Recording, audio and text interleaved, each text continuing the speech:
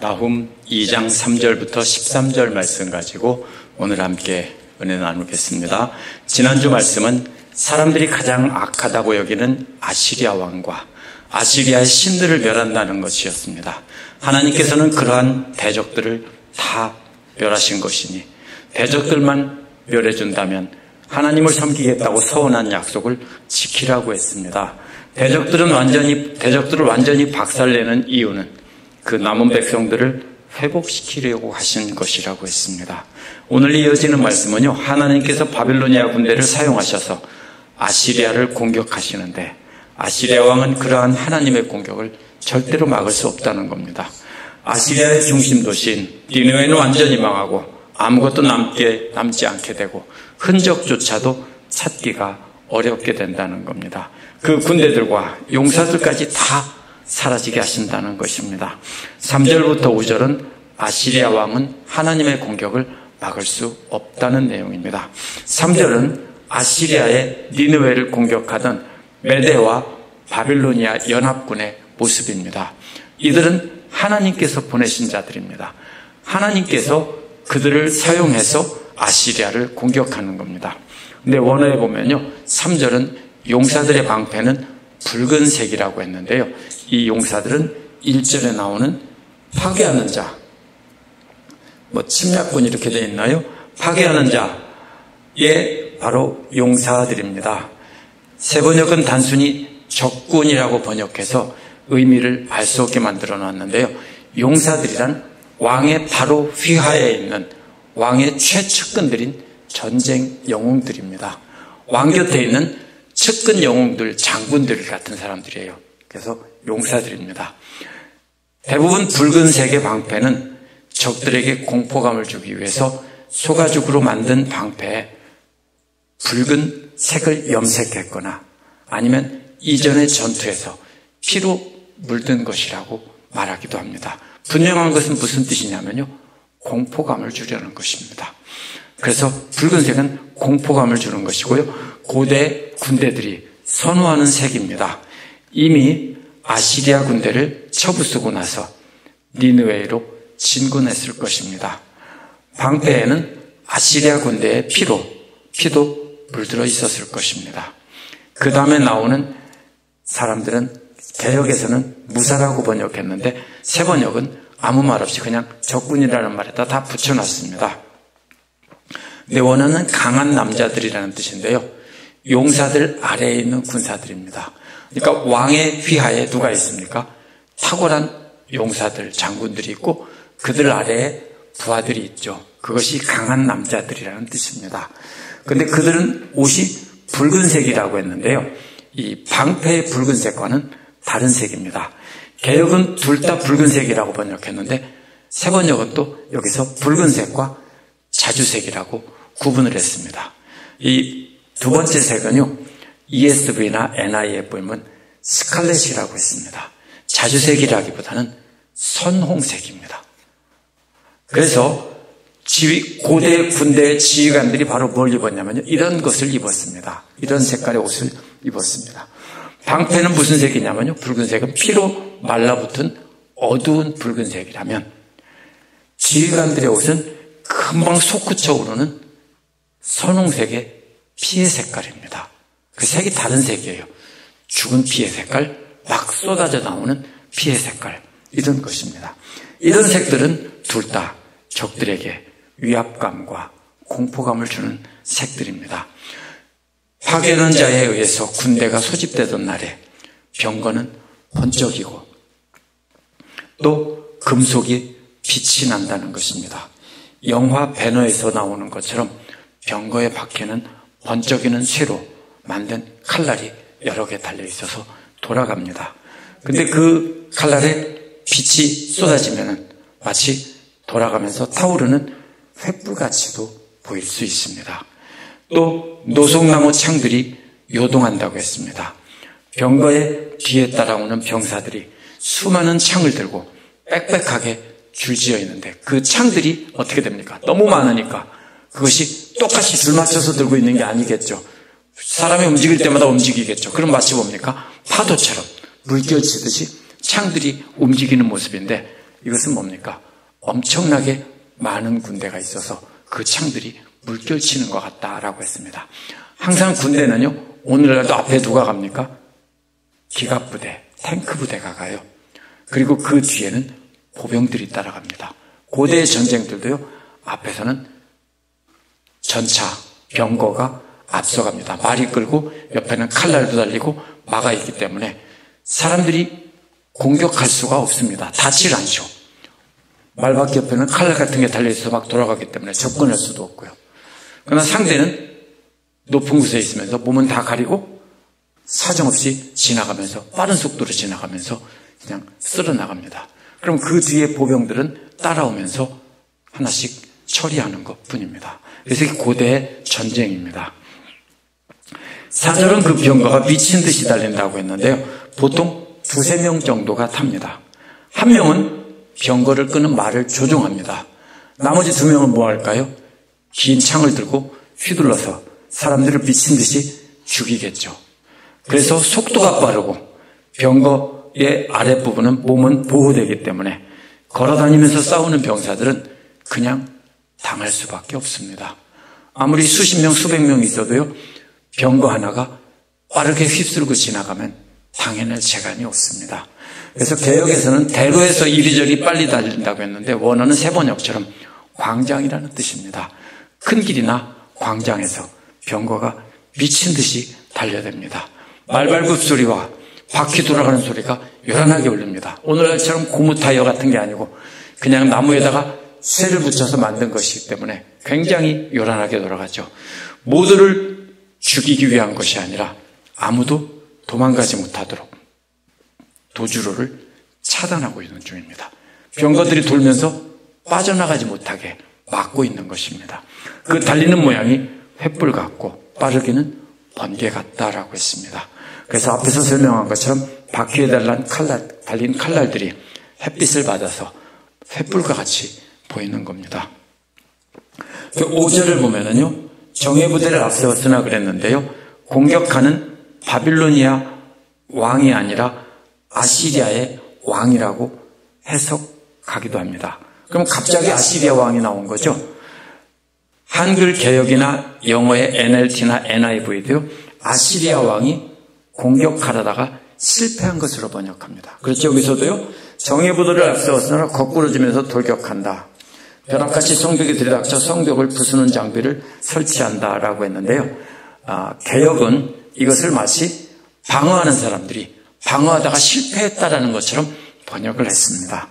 그렇게 해석하는 이유는요, 하나님께서 아시리아를 심판하기 위해서 보내는 바빌로니아 왕의 정예용사들이 넘어진다는 말이 안 된다는 겁니다. 그렇죠? 지금 막 공격해오고 앞에서 뭐라고 했습니까? 횃불같이 갖고 번개같이 이렇게 공격하는데 갑자기 넘어진다고 하는 것이 말이 안 된다고 생각해서 이것은 아시리아 왕의 정예용사들이다. 바빌로니아 왕의 용사들이 아니다라고 해석합니다. 하지만 그렇게 해석하면은요, 적들이 이렇게 공격해오자 아시리아 왕은 그의 존귀한 자들을 생각한다는 겁니다. 세번역은 정예부대라고 했는데요, 아시리아 왕이 자랑하는 최고 용사들을 보낸 것입니다. 생각한 것입니다. 그들이라면 막을 수 있을 것이라면서 그들을 내보냈지만 그들이 얼마나 다급했던지 진군하면서 가다가 넘어진다.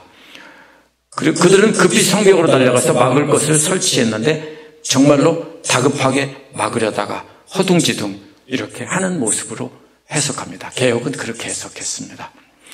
그러나 대부분은요, 5절이 1절에 파괴하는 자라고 해석합니다. 5절에서 파괴하는 자가 정예부대를 앞세웠다. 즉 바빌로니아 왕이 정예부대를 앞세웠는데 거꾸러지면서 돌격한다라고 했죠. 세번역은 바빌로니아 왕의 군대로 왕이라고 해석한 겁니다. 파괴하는 자의 용사들이 넘어지는 이유가 뭡니까? 서둘러 공격하다가 넘어지는 겁니다. 그런데 서둘러 공격하다가 넘어지면서도 계속 진군해서 마침내 성벽을 무너뜨린다고 해석하면 전체적으로 큰 무리가 없습니다. 그래서 아주 빠르게 돌진하다가 막 그들이 넘어질 정도로 빠르게 돌진하다가 넘어진다는 겁니다.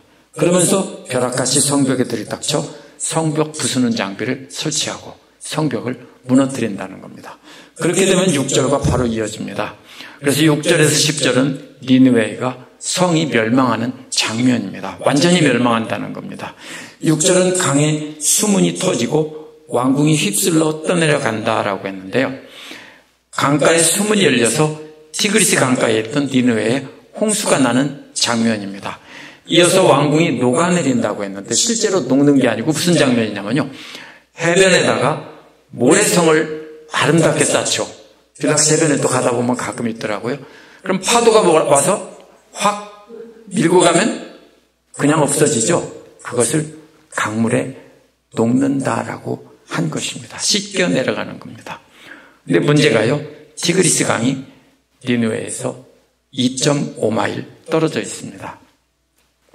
만약 이게 사실 그대로 표현된 거라고 한다면 강이라기보다는 성을 보호하기 위해 강물을 끌어들여서 옛날에는 성 둘레에다가 수로를 만들었습니다. 그리고 거기에 다리를 놓죠. 그런 거 영화 같은 데서 보셨죠. 그 수로를 뭐냐면 적이 쳐들어올 때 성을 마음대로 공격하지 못하도록 성 둘레에다가 물길을 만드는 겁니다.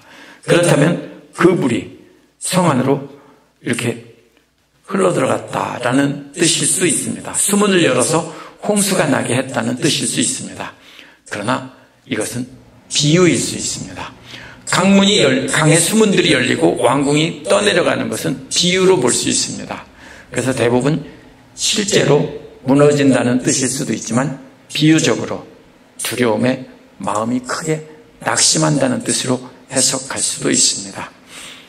그래서 RSV 보면은요, 영어의 RSV를 보면 dismay라고 번역했습니다. 낙심한다라고 번역한 겁니다. 판단하기 어려울 때는 문맥을 통해서 봐야 되는데요. 5절에서 파괴하는 자의 용사들을 일부는 쓰러뜨렸지만 결국 막지 못했다고 했습니다. 그 결과 적들이 홍수의 물처럼 성 안으로 밀려 들어오는 장면을 보고 모두가 두려워서 낙심했다. 실제 물이 아니라 적들이 밀려오는 모습을 비유적으로 표현한 것으로 보는 것이 옳다고 봅니다. 8절에서도 니느웨는 물이 모인 못 같다라고 했습니다. 물이 가득 찬 연못 같다는 겁니다. 그런데 물이 가득 찬 연못이 뚝 한쪽이 터지면 어떻게 됩니까? 물이 그냥 사정없이 나가죠. 바로 그래서 이것도 역시 6절도 역시 그러니까 이 강물이 휩쓸고 가서 성이 녹아내린다는 것은 비유적인 표현일 수 있습니다.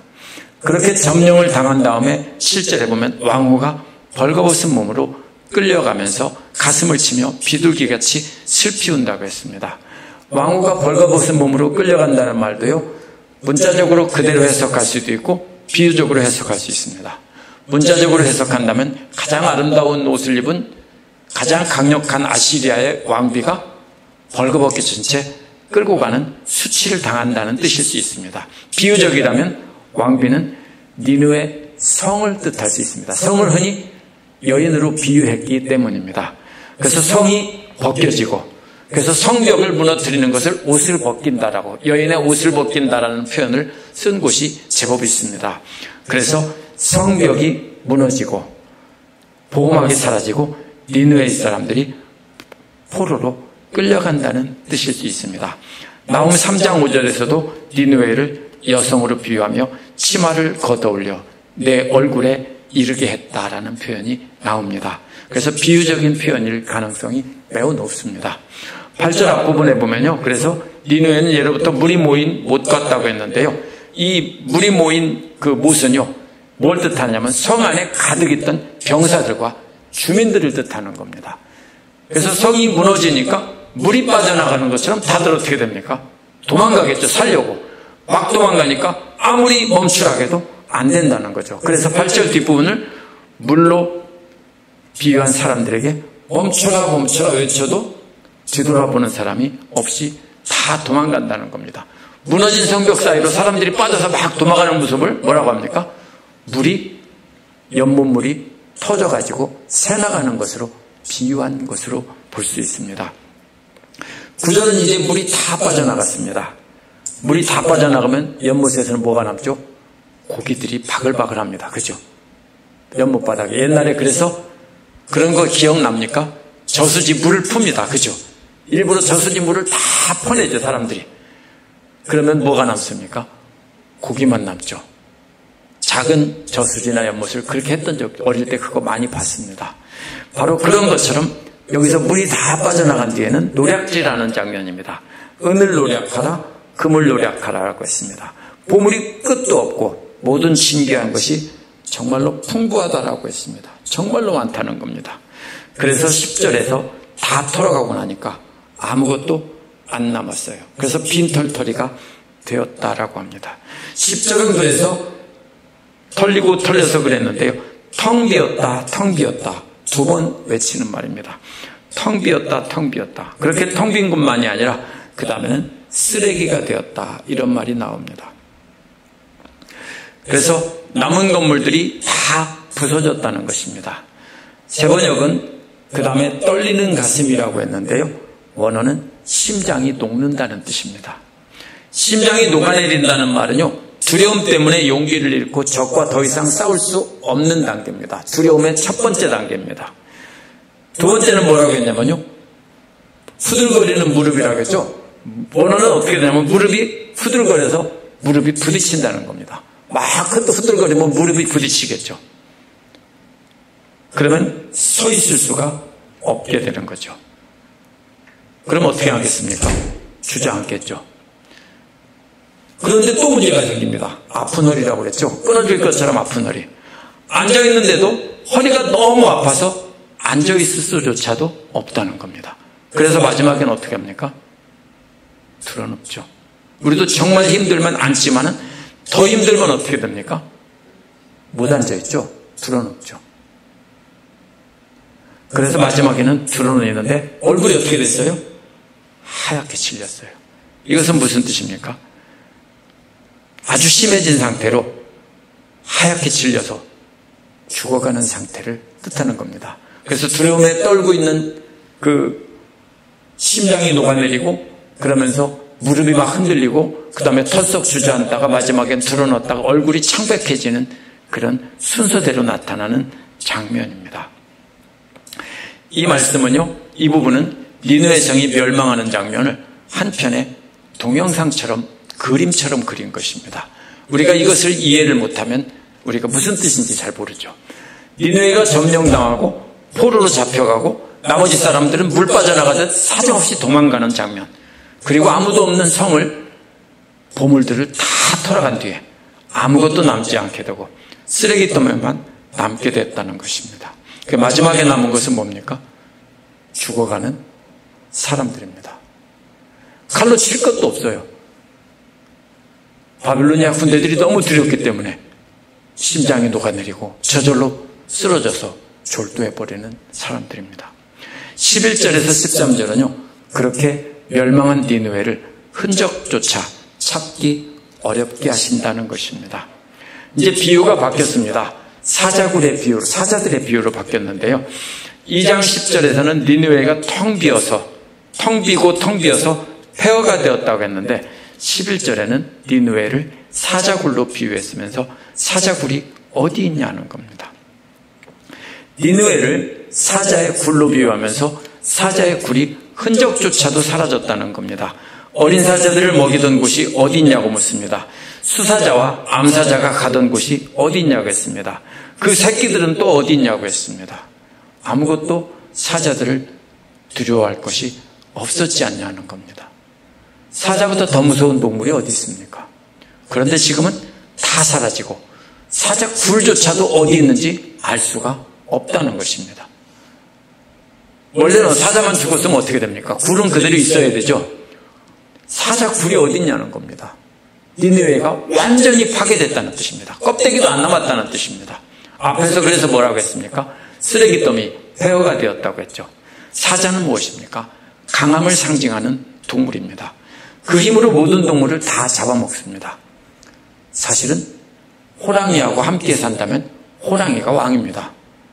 비교가 안 됩니다. 사자하고는. 시베리아 호랑이는 크기 차이에서, 체급 차이에서나 비교가 안 됩니다. 그러나 본래는 사는 영역이 다르기 때문에 겹치질 않기 때문에 그 유럽 사람들이나 아프리카, 그쪽 중동 사람들은 사자를 가장 강한 동물로 본 것입니다. 그래서 사자는 강함의 상징입니다. 아시리아 왕들을 가리키고요. 암사자는 아시리아 여신인 이스타르를 가리킬 수 있습니다. 그래서 아시리아 왕들은 용맹함에서 두려움을 모른다는 면에서 사자와 닮았다라고 했습니다. 세상의 어떤 왕들도 아시리아 왕들을 상대할 자가 없었다는 겁니다. 세계 역사에 나온 아시리아는 정말로 대단한 대제국이었습니다. 그런데 그 왕들의 흔적조차도 없다는 겁니다. 무슨 뜻입니까? 하나님께서 진노하시면 세상에 아무리 강한 왕이나 신도 흔적도 없이 사라진다는 겁니다. 12절은 그 사자가 새끼들을 위해 충분한 먹이를 찢었다는 겁니다. 찢었다는 것은 새끼들을 위해 작은 동물을 사냥했다는 것을 뜻하고요. 암사자를 위해서 먹이의 목을 물어 죽였다는 것입니다. 동물의 왕국 같은 TV 프로그램을 보면 사자는 작은 동물은 찢어버리지만 자기보다 큰 동물은 어떻게 합니까? 목을 물어서 죽입니다. 그렇죠? 자기보다 몇 배 커도 목을 물고 대롱대롱 매달리는 거 보셨죠? 그렇게 목을 물어서 죽입니다. 바로 그런 뜻입니다. 그래서 작은 동물은 찢어버리고 큰 동물은 목을 물어서 죽였다는 뜻입니다. 그렇게 사냥해서 사자는 자신의 동굴에다가 자신이 사냥한 큰 먹이들로 채웠다고 하고 찢은 것으로 채웠다고 했습니다. 그러니까 큰 먹이로 채우고 찢은 먹이는 작은 동물, 그래서 큰 동물, 작은 동물로 사자굴을 가득 채웠다는 것입니다. 이는 커다란 동굴 안에서 암사자가 큰 먹이를 뜯어먹고 있고 새끼들은 수사자가 찢어준 작은 동물을 먹고 있는 장면입니다. 마치 뭐와 같습니까? 아이들한테는 찢어주죠. 고기를 찢어주고 어른들은 스테이크를 먹는 것처럼 바로 그런 장면입니다.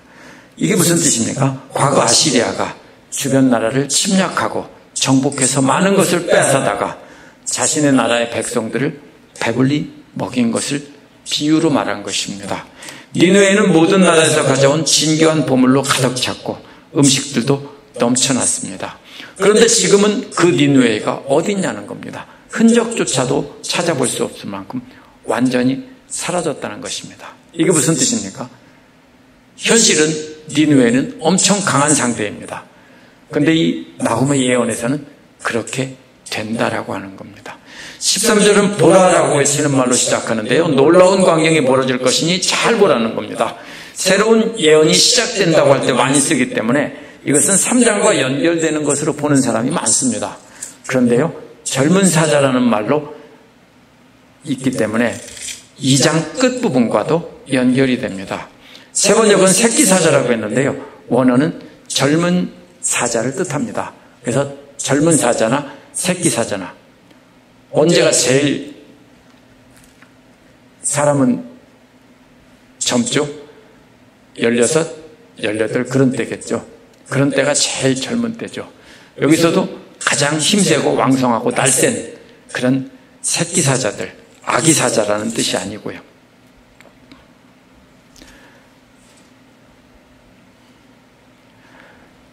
그래서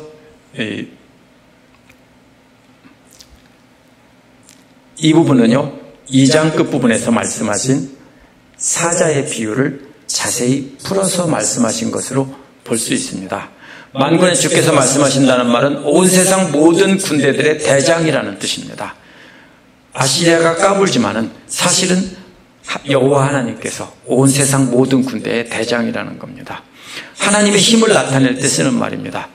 말씀으로만 온 우주 만물을 창조하신 분이 지금은 온 세상뿐 아니라 하늘의 별과 모든 천사들로 구성된 모든 군대를 지휘하는 대장이시라는 겁니다. 그분이 지금 말씀으로 명령하고 계신다는 겁니다.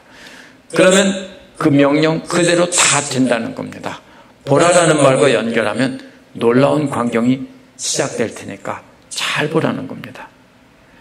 그분이 아시리아와 싸우는 장면은요, 탁월한 전략의 순서로 전개가 됩니다. 먼저 뭐라고 합니까?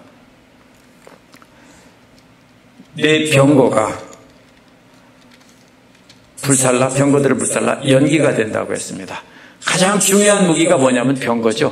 그러니까 첫 번째로 할 일이 병거를 불사르는 것입니다. 오늘날 전쟁도 마찬가지입니다. 만약에 육지에서 전쟁이 벌어진다면 뭘 부수겠습니까? 제일 먼저 탱크를 부숴서 못 쓰게 만들어버리는 것이 가장 먼저 할 일입니다. 그래서 이 강력한 병거를 앞세워서 오는데 병거를 전부 불살라버렸다는 겁니다. 연기가 돼버렸어요. 흔적도 없어졌습니다.